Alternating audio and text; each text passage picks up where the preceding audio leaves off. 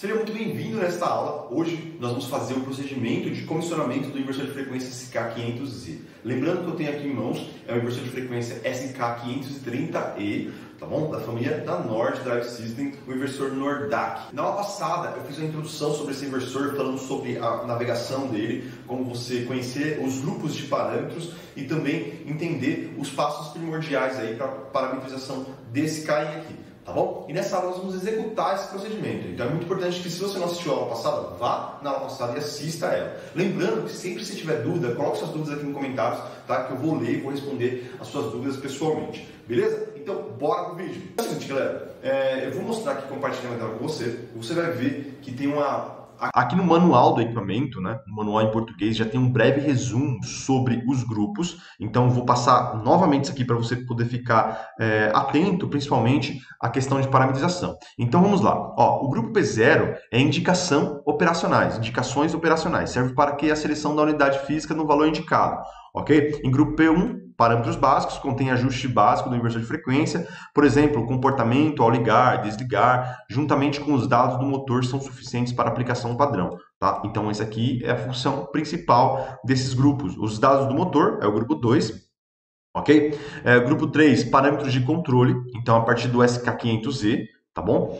Ajuste de parâmetros de controle, controlador de corrente, controlador de rotação, de torque, com realimentação de rotação, então, ou seja, em malha fechada também.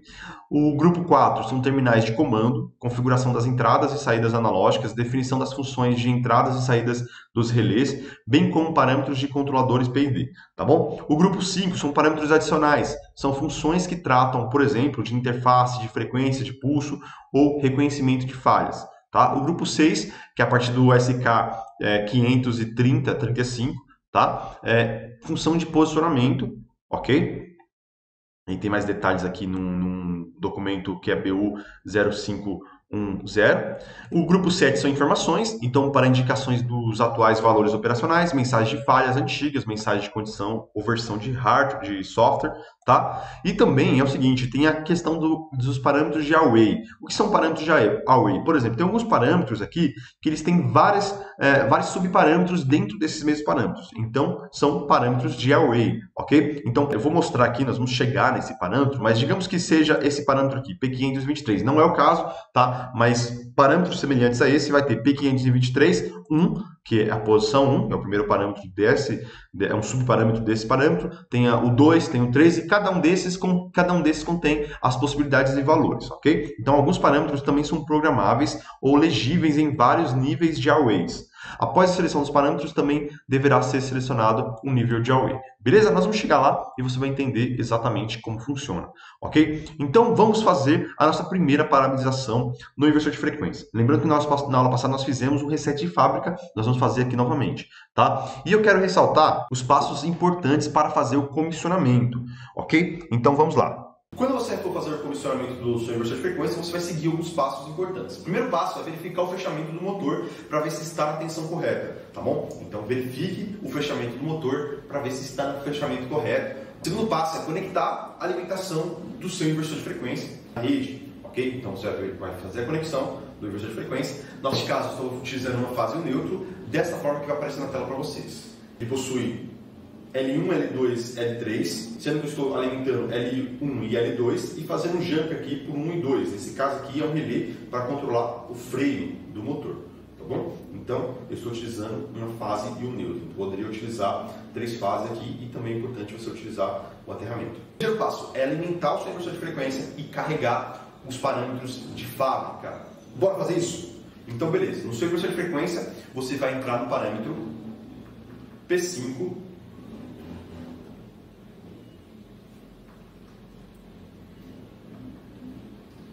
no grupo P5, você vai até o parâmetro P523.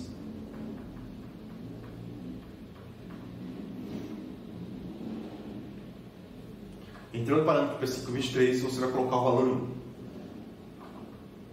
Pronto, ele vai carregar os parâmetros de fábrica, ok? Carregou os parâmetros de fábrica.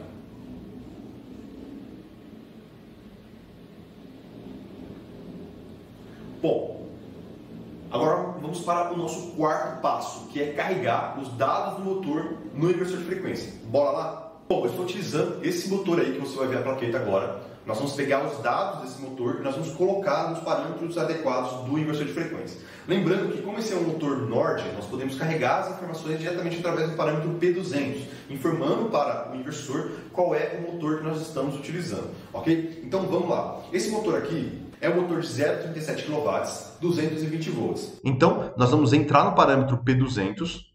Nós vamos até o grupo P2, vamos entrar nesse parâmetro P200, ok? E nós vamos carregar o valor correspondente. Bom, você pode perceber aqui na minha tela que o P200 ele tem vários valores, tá? Então, o valor correto para nosso motor aqui é o valor número 6, que é 0,37 kW, 230 volts. Beleza? Então, é esse valor que nós vamos carregar no nosso inversor de frequência agora, colocando o valor 6. Então, perceba que nós temos os parâmetros P201, que trata-se da frequência do motor, ok? Então, vamos verificar aqui o P201. 50 Hz, nós vamos alterar esse valor para 60 Hz, ok? Então, alteramos para 60 Hz. O P202 é a rotação nominal. Vamos entrar no P202. 1380, o nosso motor é 1640, então vamos alterar esse valor também. 1640. Ok.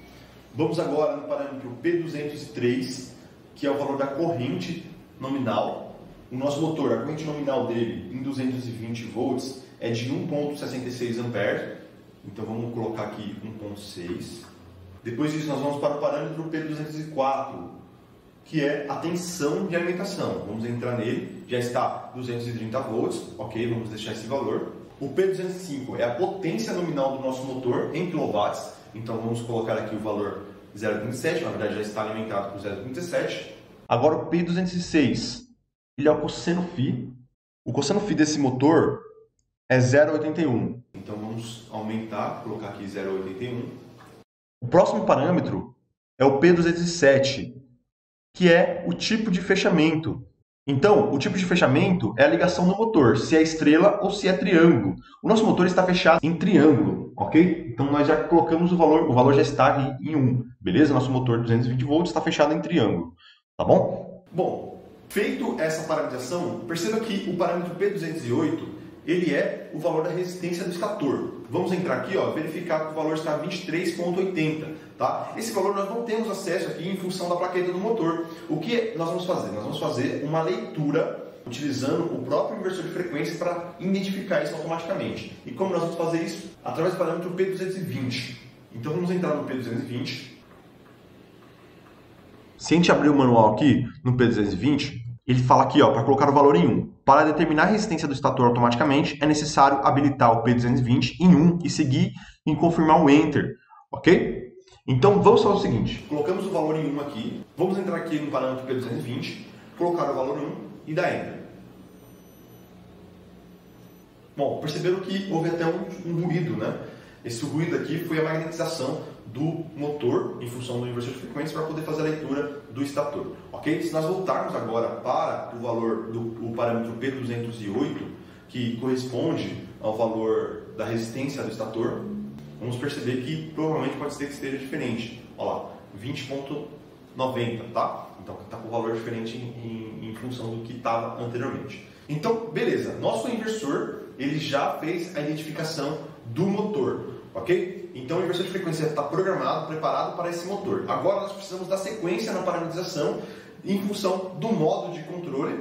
No caso, quando eu falo modo de controle, será o modo de controle de torque, se ele vai ser em malha aberta V sobre F, que é o controle escalar, ou se ele vai ser um controle vetorial sensorless, ou se ele vai ser um controle vetorial em malha fechada. Ok? Nós temos uma aula exclusiva para poder falar para vocês a diferença dessas metodologias, ok? Eu vou passar um breve resumo para você e do que significa cada um desses três modos, tá?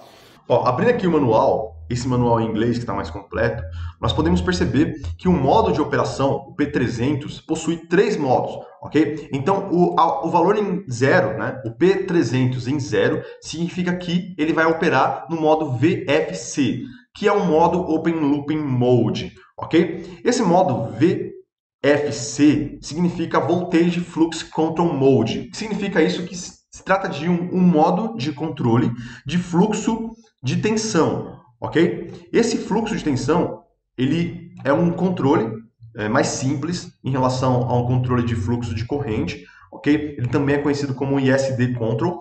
Ele equivale aí ao nosso tipo de controle V sobre F, tá? Então ele possui as características da curva V sobre F, conforme você pode ver aí na tela, beleza? Então seria o modo mais simples para aplicações que não precisam de ajuste de carga constantemente, ajuste de torque constantemente, cargas que não variam também, né? Que não têm oscilações e não precisam de respostas rápidas, ok? Então esse seria a primeira forma de controle, e inclusive é um modo de fábrica, um modo que vem de fábrica. Se nós entrarmos aqui no P300, você pode perceber que o valor que já está configurado é o valor zero, que significa VFC, ok? Então seria o controle aí, V sobre F, ok? Bom, o segundo modo de operação, o modo de operação do controle de torque, no P300 é o valor em 1. Esse valor em 1, ele significa CFC, Closed Loop Mode, ok? Esse CFC, ele é um controle de fluxo de corrente, então ele é um controle vetorial de fluxo de corrente. Ele sim já é um controle vetorial, só que em malha fechada, Closed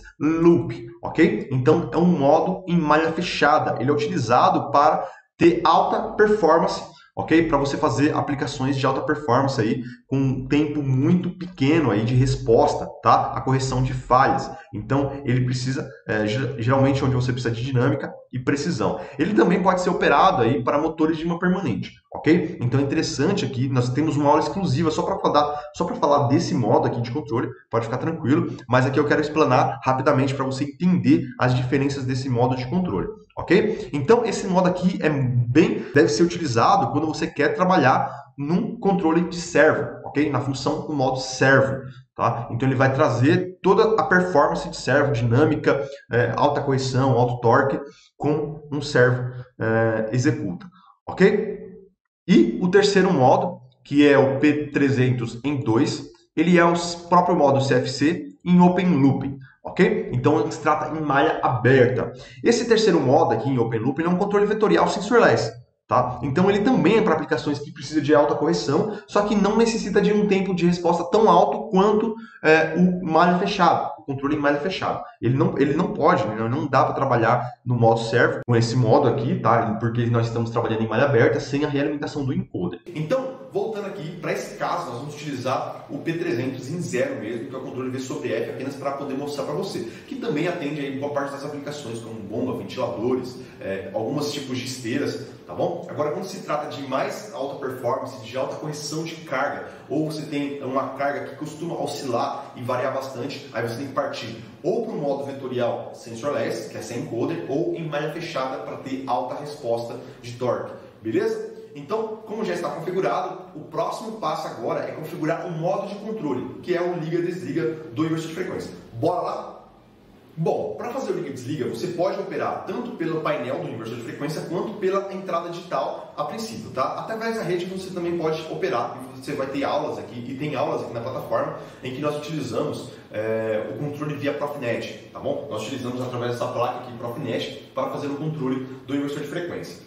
Beleza? Então o que nós vamos fazer agora, como nós estamos iniciando, nós estamos fazendo o comissionamento e testando se a rotação está no sentido correto, nós vamos utilizar a própria placa do inversor de frequência, o painel de operação, tá? Mas na tela você pode ver aí as configurações mínimas para poder gerar um controle através dos boards, tá? Então aqui existem o board 11, 12 e 14, que são os boards para alimentação das entradas analógicas. Então o terminal 12 aqui é o terminal de entrada analógica, sendo que o 11 é o 10 volts, o 12 é o GND, o 0 volts, e o 14 é a nossa entrada analógica, tá bom? Então a recomendação é que utilize um potenciômetro de 10K.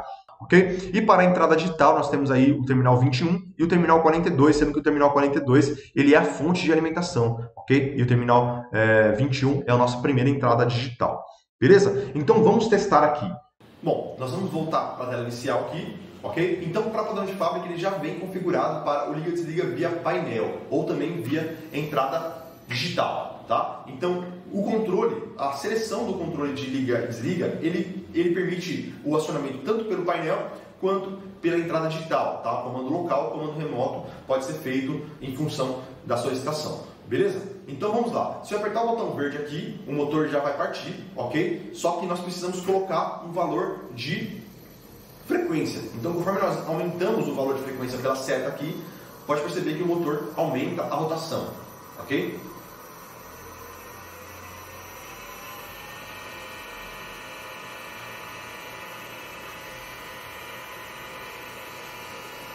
Legal, note que ele estabeleceu aqui no valor 51, então, ou seja, nós precisamos alterar também o valor de limite de frequência máxima, ok? Mas a operação está sendo executada aqui pelo painel. E se eu fizer a operação também pelo terminal, vai obedecer da mesma forma. Essa é a nossa primeira entrada digital. No nosso caso, ele está obedecendo aqui o potenciômetro, ok? É apenas esse potenciômetro. Beleza, essa foi a aula que eu mostro o passo a passo para você realizar o comissionamento do seu inversor de frequência.